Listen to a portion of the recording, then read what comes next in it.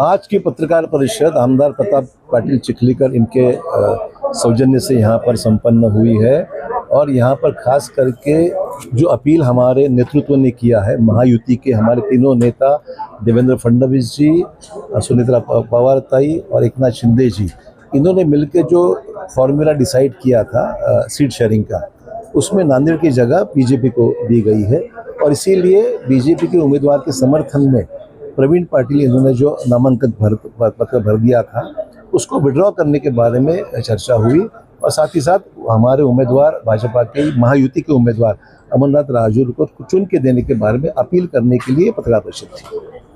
यही फॉर्मूला अभी आने वाले इलेक्शन में भी कायम रहेगा क्या? निश्चित तौर पर उस हरकत किया, जब महाराष्ट्र में युति है तो जो तय ऊपर होगा वो तय हमारे जिले में अमल होगा उसका। आने वाले 6 तारीख को कॉकरोच जनता पार्टी जो है वो जंतर मंतर पे आंदोलन करने वाली है, उस बारे में आप क्या कहना चाहिए? शुरुआत देखते हैं, अभी टाइम है उसको, बहुत देखते हैं। निवडणुकीतून माघार नाहीये। महायुतीचा जो निर्णय आहे तो निर्णय मान्य केलेला आहे। नांदेडची जागा राष्ट्रवादीला सुटली पाहिजे ही विनंती मी पक्षश्रेष्ठीकडे केली, परंतु महायुतीच्या नेत्यांनी निर्णय घेतला की भारतीय जनता पक्ष, शिवसेना आणि राष्ट्रवादी एकत्रित लढायचे।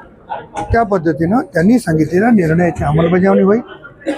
पक्षाला तिकीट मागणं याच्यामध्ये गैर नाही, परंतु पक्षश्रेष्ठींनी घेतलेल्या निर्णयाची अंमलबजावणी करणं हे कर्तव्य समजून आम्ही केले। पक्षाकडे काही नाराजी वगैरे आहे का? नाराजी काय राहणार आहे? नाराजी काही नाही।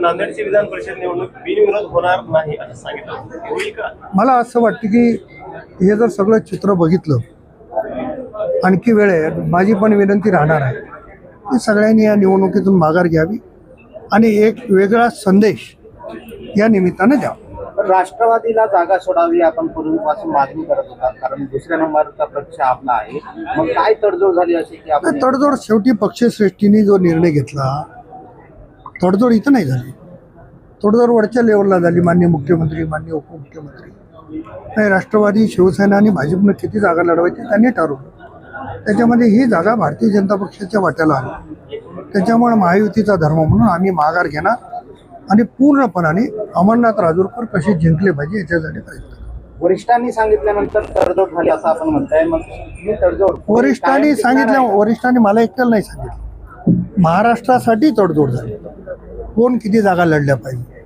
आणि अनेक ठिकाणी अनेक लोकांनी उमेदवारी मागितली।